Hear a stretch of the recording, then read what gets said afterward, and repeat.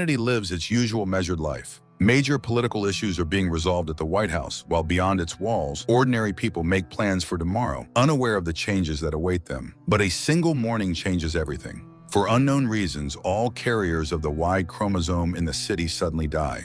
In other words, all male beings, from animals and birds to men, perish.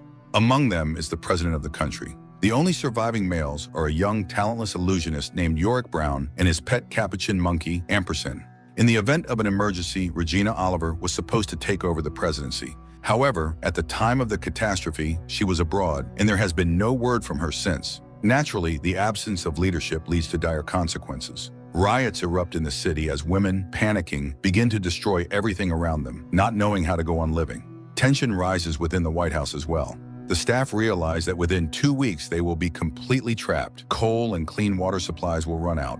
Food won't last long either. Animals can no longer reproduce, and growing enough reserves in a short time is simply impossible. And this doesn't affect just one city, it will impact everyone. Senator Jennifer Brown takes the reins of leadership. She is soon approached by Agent Sarah Bergen, a member of the president's secret task force, designated 355.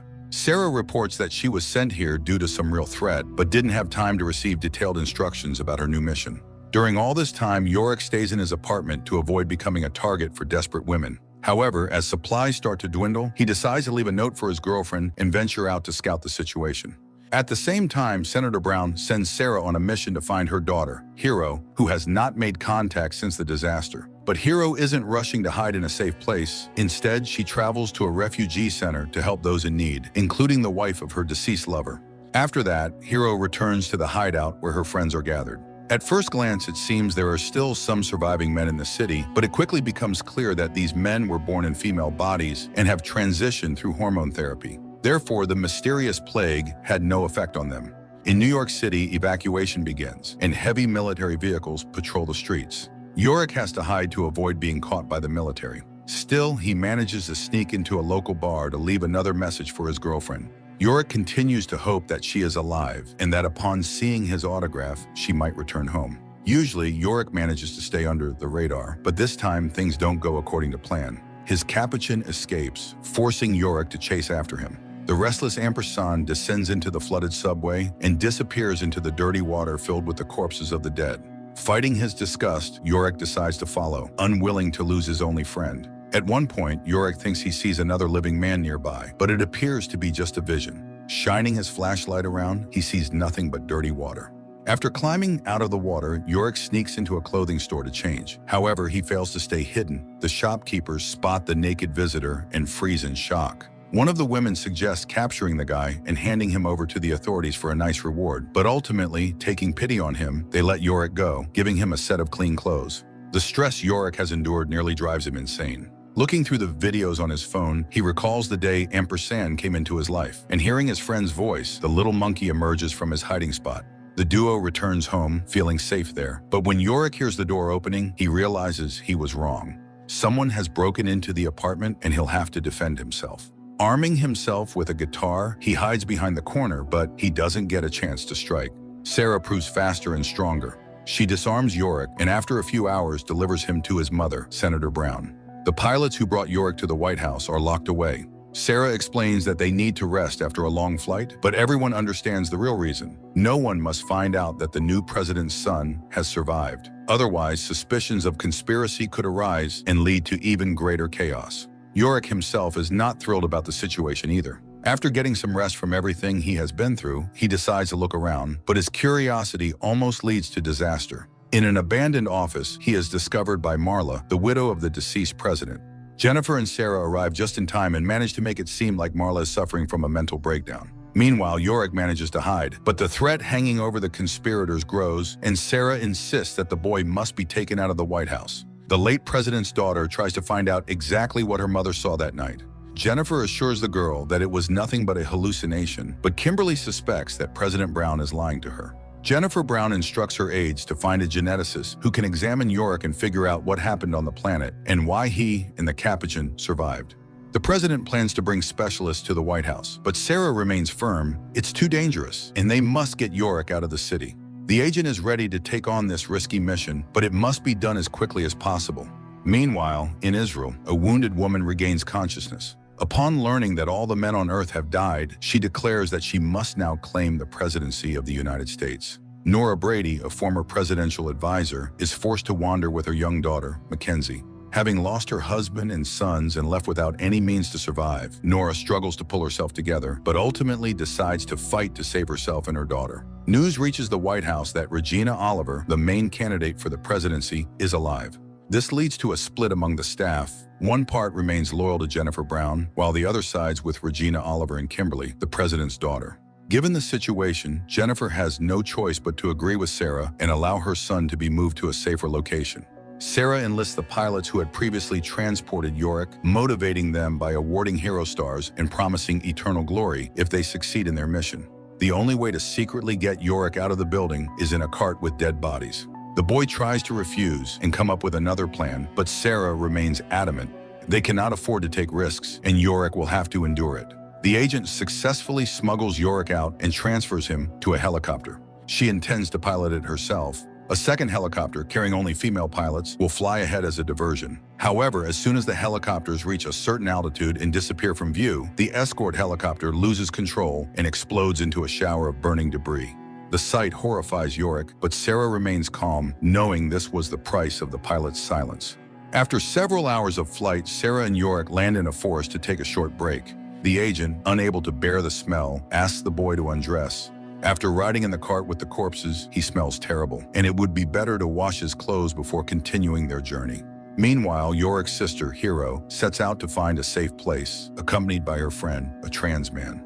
Along the way, they stop at a looted store, hoping to find some food, but instead they encounter the frightened Nora and Mackenzie. Examining the girl's leg, Hero notices a serious infected wound and asks Nora to allow her to provide first aid so that they can continue moving. Back in the forest, Sarah and Yorick's camp is attacked by a gang of wild looters. Sarah tries to distract them and talk them down, but to avoid any risk, Yorick puts on a mask and waves a stick to scare the girls away, fearing that they might ruin their plan. The unexpected guests leave, but Sarah and Yorick decide not to stay put. They make their way to the nearest town, where they trade a helicopter generator and a couple of grenades for a motorcycle.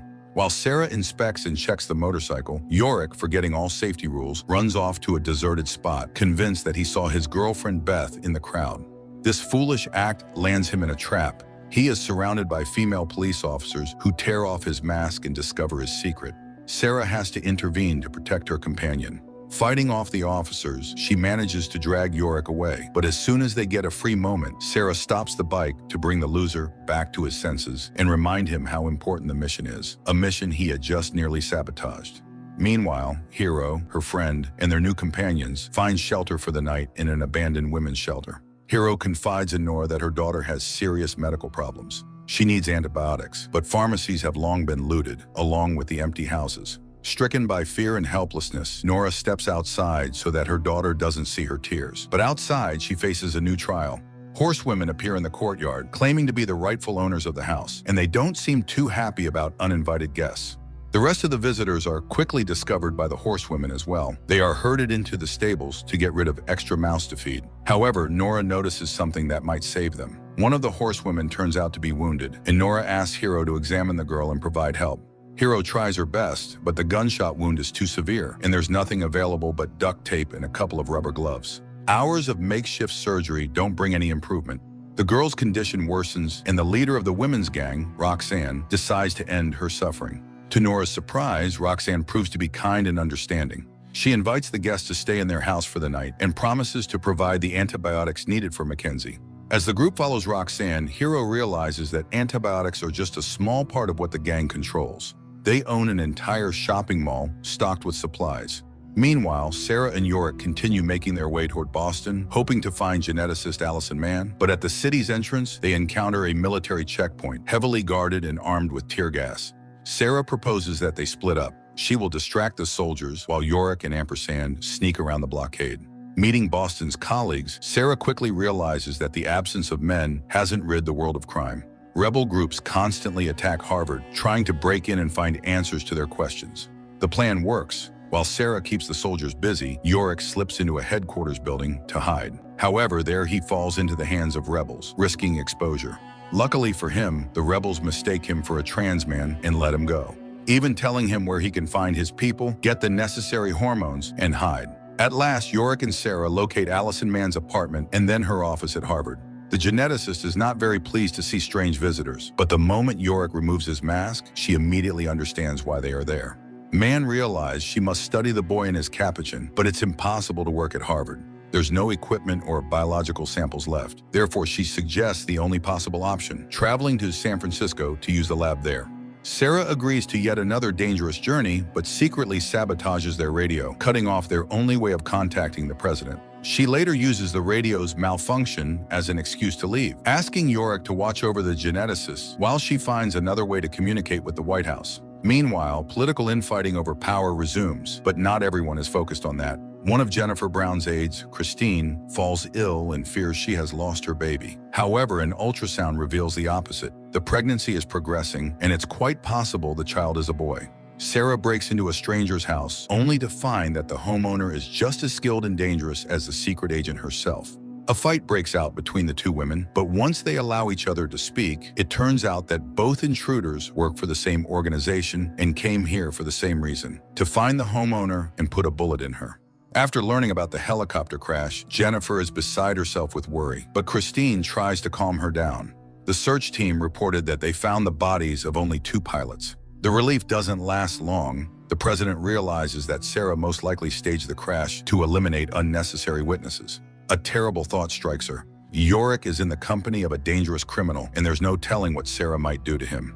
Regina Oliver, the main contender for the presidency, is brought to the White House. Taking advantage of this, Kimberly starts plotting a coup to get rid of the hated Jennifer Brown and eventually seize power herself.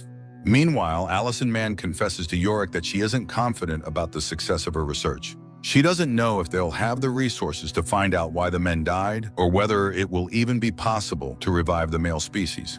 One thing is certain, hard times lie ahead for both Yorick and his capuchin. Soon they will become experimental subjects. Sarah returns to the office and proposes that they set off. For some reason, she lies to Yorick, claiming that she spoke to his mother and that they now have permission to travel to San Francisco.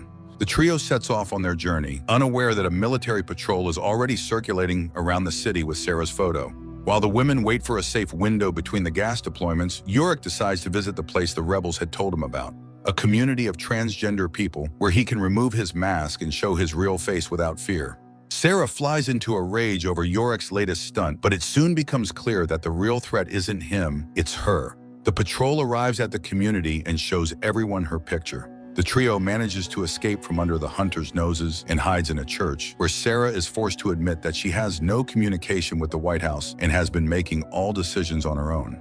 Meanwhile, Hero, her friend, and Nora with her daughter continue to live in Roxanne's commune. At first glance, it seems they found a true paradise. There's food, medicine, and safety. But when Nora tries to take her daughter away from another radical feminist meeting, Roxanne explodes with rage. She reminds them that they are guests and must follow her rules and obediently listen to everything she says. Moreover, Roxanne does everything she can to make young Mackenzie hate men and join their movement. Another such meeting is interrupted by a battle alarm. The women quickly set up barricades and arm themselves to defend their supermarket. The enemies turn out to be a small group of desperate women with a little girl. Roxanne goes out to meet them, but she no longer accepts outsiders into her commune. Not even a child evokes her sympathy, and she drives the refugees away, refusing to help. Meanwhile, Allison finds a flyer among Sarah's things. It's a wanted notice for the agent. She suggests that Yorick should run away to avoid being endangered by Sarah, but the boy refuses to betray his friend, even though he knows she is hiding something from them. That evening, Roxanne gathers her commune for some kind of celebratory event. At the beginning of the ceremony, she tells the crowd about Laura, one of the members of the movement, which Roxanne proudly calls the Amazons. At first, everything seems innocent, but as the celebration progresses, Hero and her companions begin to sense that something very strange is happening. Laura is first sprinkled with dirt, then submerged into a bathtub, and when she surfaces, everyone begins calling her by a new name, Athena. Finding all of this extremely unsettling, Sam, Hero's trans friend, leaves the hall.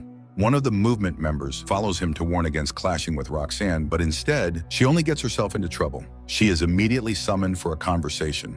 Back at the White House, Jennifer receives a report that the search group has located Sarah and is preparing an ambush. The president begins to worry that the scouts might also find her son, but by that time, Allison manages to convince Yorick to leave, and the pair escape into the forest. Tension rises. The trackers try to catch up with Yorick and Allison, but Sarah neutralizes the soldiers and destroys their radios, cutting off the signal to the White House.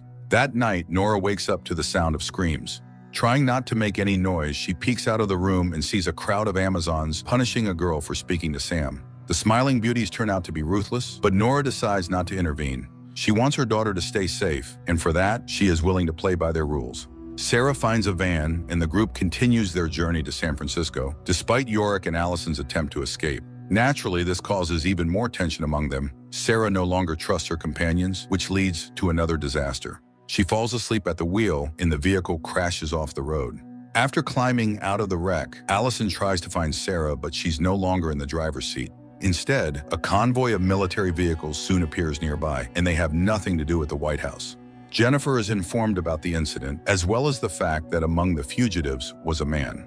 While the president struggles to deflect suspicions away from her son, Yorick regains consciousness in an unfamiliar house, in bed with an equally unfamiliar woman. Getting out of bed, he goes in search of his capuchin, but instead encounters the people who brought him to this place. The residents of the ranch where Yorick has been taken seem peaceful enough. However, they refuse to tell him where his companions are. Meanwhile, the girls wake up in a jail cell, completely unaware of where they are or how to escape. Jennifer addresses the surviving citizens of the city, asking them to agree to evacuation and not to incite chaos. In the crowd, the president spots a familiar face, Beth, her son's girlfriend, who all this time had been in a hospital. While Jennifer talks to Beth, Kimberly continues to secretly persuade Regina to overthrow the usurper and take her place. Despite the friendly atmosphere, Yorick isn't set free. On the contrary, he is thrown into a cell with the girls so the community can decide what to do with the prisoners. Meanwhile, more grim news arrives. A new strain of flu has been discovered in Greece. Jennifer immediately dives into addressing this new crisis, but is also faced with another. Marla shows up at the command center, demanding to know if the rumors about Yorick are true. The waiting inside the cell becomes unbearable, and tensions flare up again. Yorick and Sarah end up fighting, but the argument quickly ends when the heavy door creaks open and a woman from the settlement appears. She informs the prisoners that a decision has been made. They will be allowed to stay until Sarah recovers. After that, they'll be escorted out of the city so they can continue their journey to San Francisco. The ranch residents provide Sam with a separate bedroom.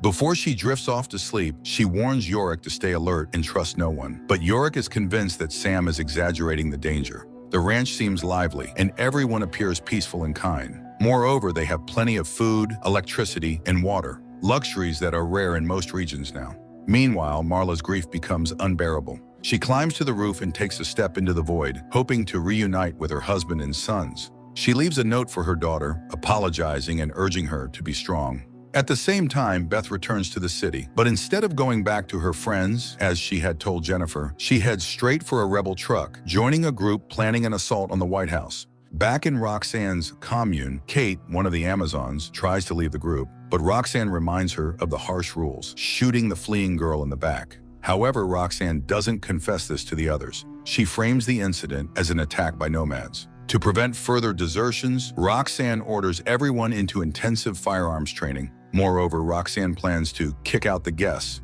Nora learns of this from one of the members and rushes to the leader, begging her to allow her and Mackenzie to stay. No amount of pleading works on Roxanne. She gives Nora a few more days, after which the woman and her daughter must leave the commune. Roxanne remembers how she first found this place and built the Amazon community. From day one, she had been its sole leader. Nothing had changed since then. Roxanne continues to dictate the rules and convinces the residents that beyond her protection lies only danger and death. Every day, she holds meetings where the women are required to recall the worst deeds of men and reinforce the idea that Roxanne is their only source of safety. Sam is banned from these gatherings and begins preparing to leave, planning to occupy the guest houses by the lake and start his own community. But Hero has already started falling under Roxanne's influence. She's no longer sure she wants to leave.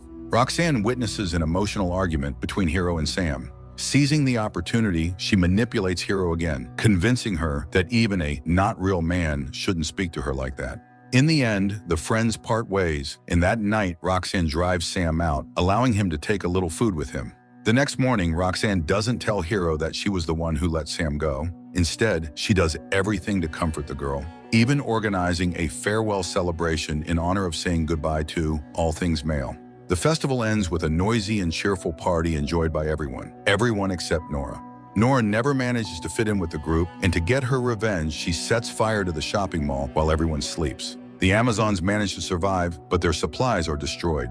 Nora hides her satisfaction behind a mask of sorrow, blending into the grieving crowd. Pleased with her actions, Nora prepares for a night escape. She heads into the forest to check her supplies, but instead finds a police car by the river, filled with bodies.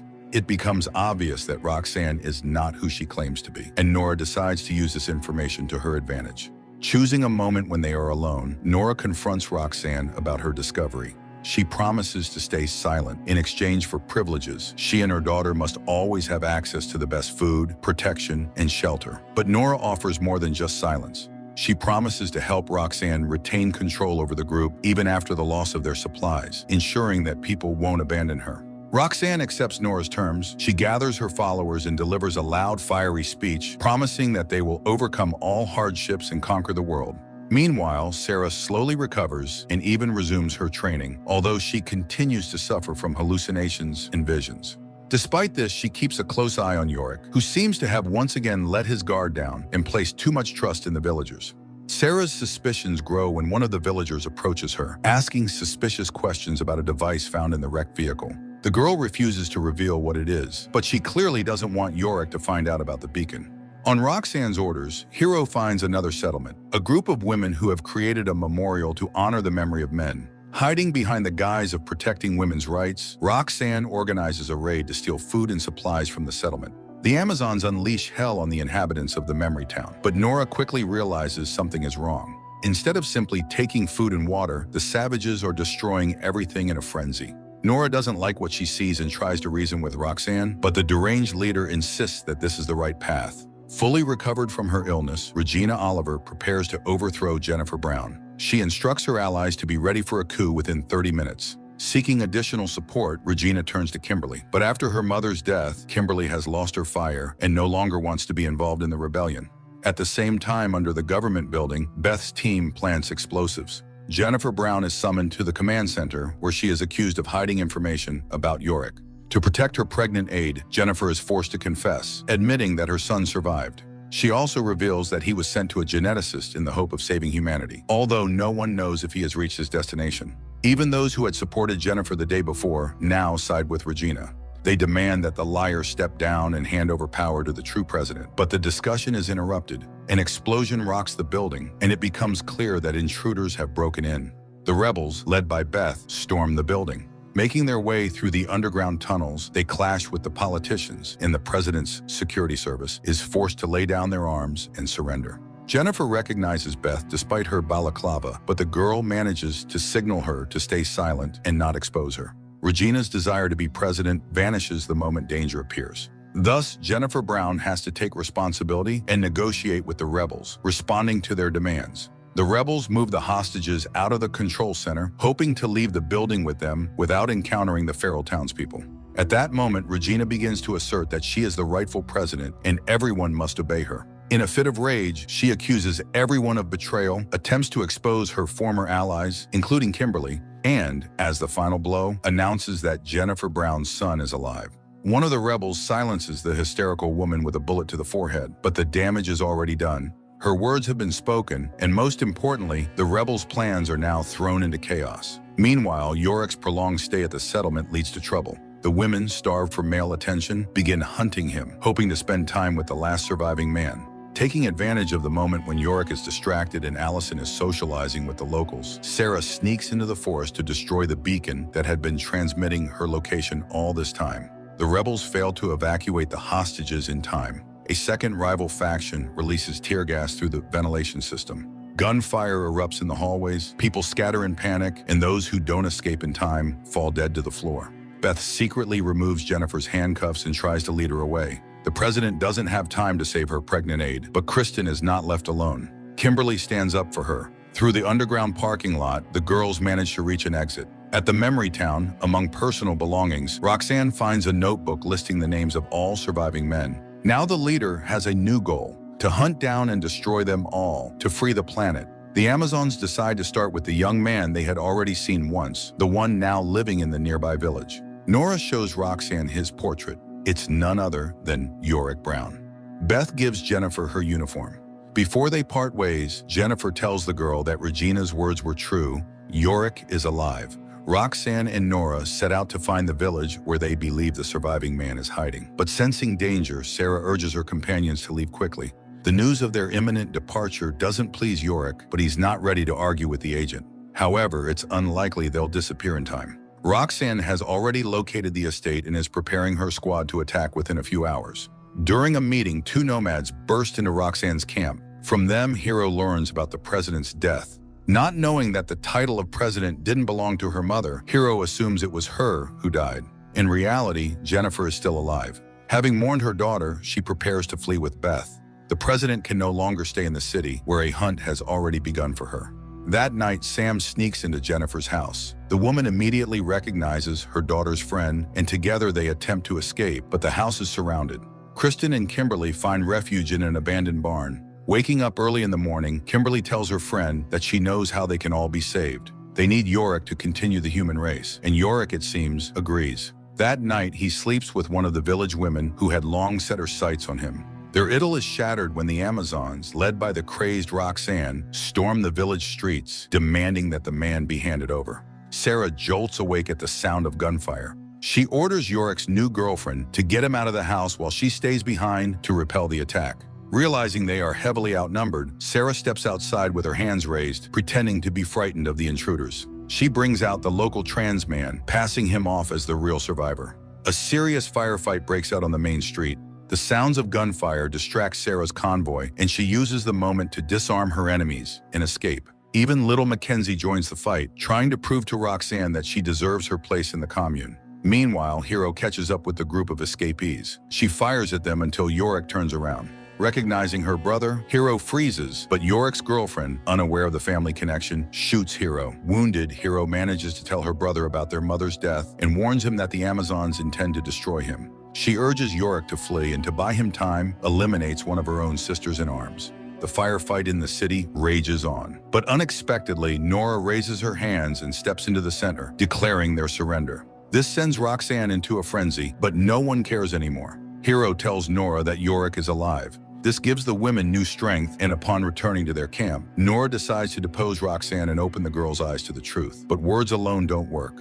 Roxanne continues to provoke Nora until Nora shoots her in the chest. The Amazons, stunned, raise their weapons, but Nora quickly finds comforting words for them. Hero steps forward to stand at Nora's side, and from that moment on, the community has a new leader. Sarah walks several kilometers and finally finds Yorick and Allison. The boy is devastated. He feels like he has lost everyone he loved and no longer has a reason to live. Listening to her friend, Sarah confides that she understands him better than he thinks. She lost her parents in childhood too. Sarah then tells Yorick that if he wants, he can walk away. She had been following Jennifer's orders, and now that Jennifer is presumed dead, their agreement is technically void. But Yorick refuses. He asks Sarah to become his trainer so he can stop being a burden and learn to protect himself. Meanwhile, Jennifer, Beth, and Sam find themselves locked in an empty room under surveillance cameras. They don't know it yet, but they have been captured by Sarah's former superior from the Secret Service. Following the signal from the beacon, Sarah leads her friends to a fueled vehicle. Besides gasoline, the car contains everything needed for scientific research and a map with a marked route. Where does it lead? For now, that will remain a mystery.